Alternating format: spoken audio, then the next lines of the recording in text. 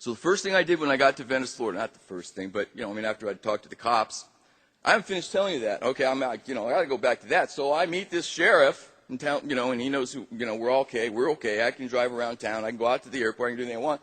And so I take the occasion to ask him, does Rudy Deckers have any priors? And he looks at me with the saddest expression on his face. I could not believe it. He said, I would like to tell you that. He said, but I can't. And I said, well, why can't you?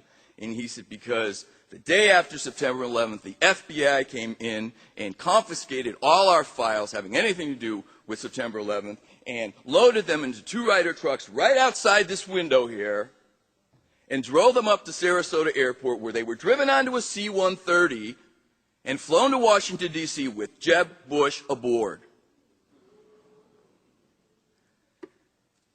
Now, it would have been one thing if the FBI had copied the relevant files, but they didn't. They confiscated them.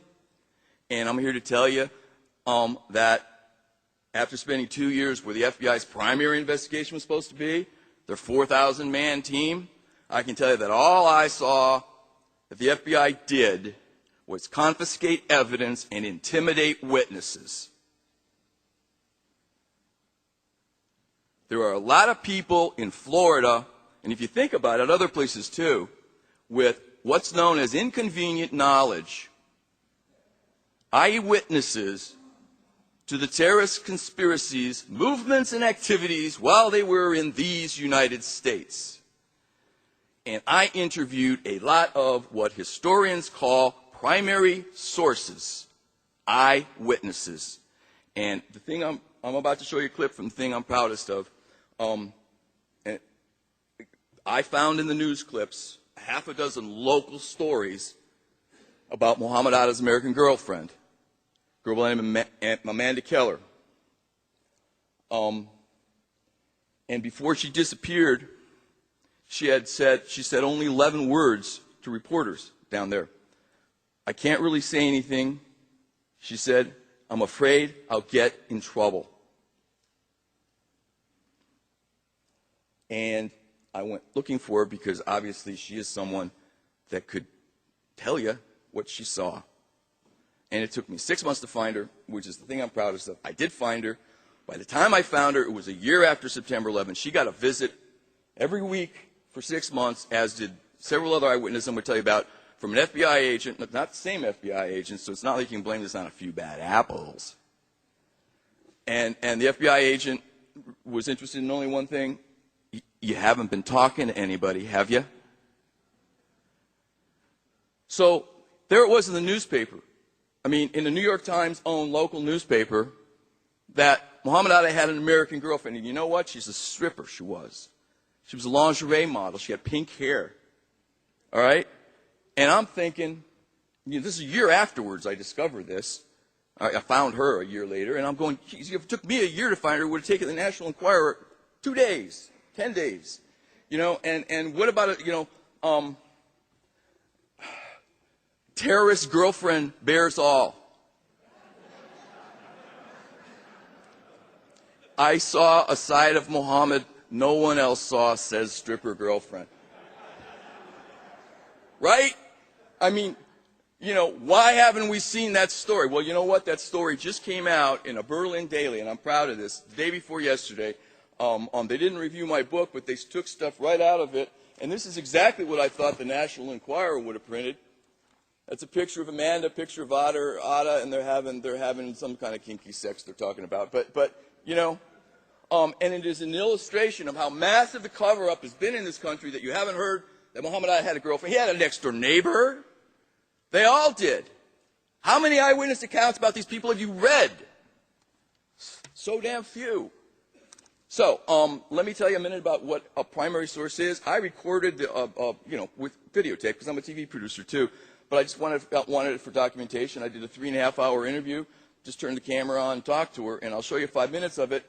But as you're watching, 5 minutes of it, think about what we're learning from this, okay? This is just a girl telling her story, and she's obviously not the sharpest knife in the drawer, although she's cleaned up her act. She'd had, I'm not going to tell you her story, but she's sober today, and she has 3 children, and she's 22, which is a very common story in Florida, okay? Very common story in Florida. So as we watch 5 minutes of this, think about what we're learning about Muhammad Atta just through listening to her talk. Okay, you can roll the tape.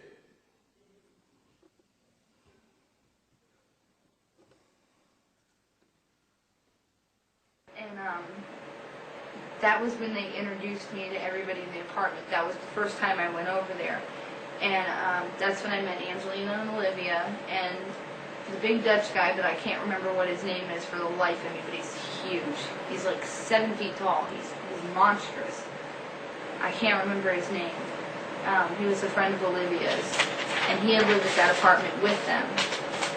And Peter, Stefan, Timothy, and this is when I met Timothy too. And I already met Jurgen. I had seen Timothy, but I was never actually talked to him, you know. And there was some other guy that lived there, and he had dark hair, and he looked kind of like Mohammed, but he was like, he had real long hair. And he said he was from France, and he was real quiet and like moody, you know. You just didn't talk to him. Did not talk to him.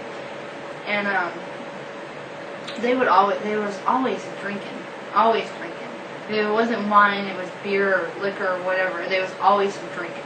Always. So once you met everyone there, okay, they started doing drugs in front of you?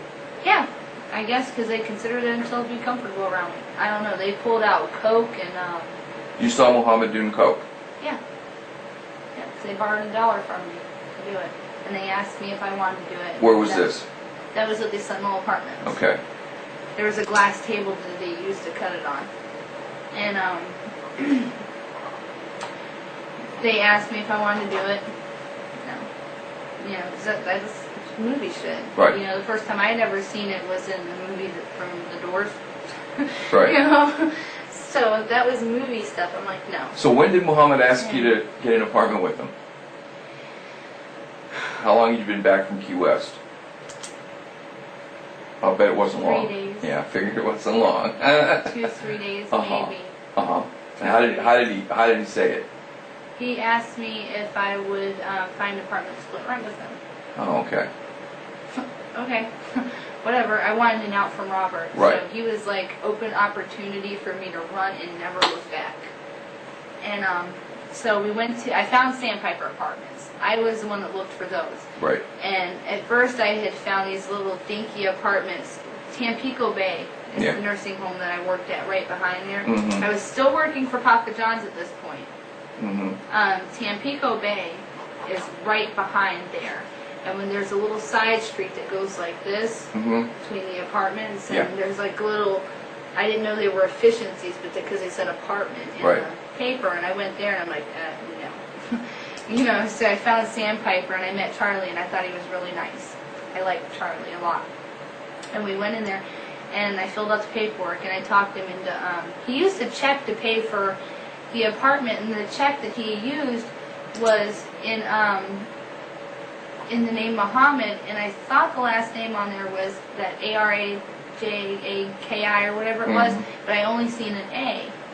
So I don't know, maybe, because they found bank accounts. I know they told me they found bank accounts all over the place that he had, you know, in different names and stuff. And his bank account was on Venice Island. His bank was on Venice, in Venice. And it was things that happened at the apartment. There was dirty dishes in the sink. And he was like, aren't you going to do the dishes? He made the mess. I'm like, you made the mess? You effing clean it up. He was like, that's your role. And I said, no. You're in America. My name's the primary name on the lease. I said, you're nowhere on there. I was like, this is my house. Because I talked him into using his money to get the apartment. Okay. You know? So you guys, I mean, you weren't to die for in love with him, you know, by any means. I could barely stand him. I was just using him. Okay. I was just using him. He did have some good points. I mean, like when I first met him, he was, you know, he knew exactly what to say to me because I guess he could see then, because I was like afraid to because You met Garrett. Where did you meet Garrett? Marguerite and Maggie's.